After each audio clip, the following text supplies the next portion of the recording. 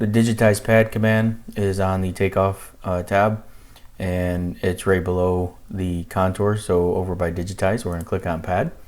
So we're going to be able to enter a name and set a layer. So we'll set this on the pads layer.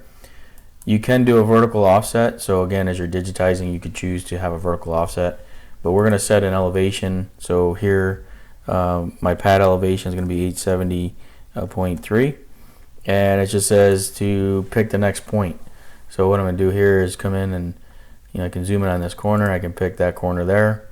I can come over here and pick this corner here, and come down and pick this corner here, and this one here.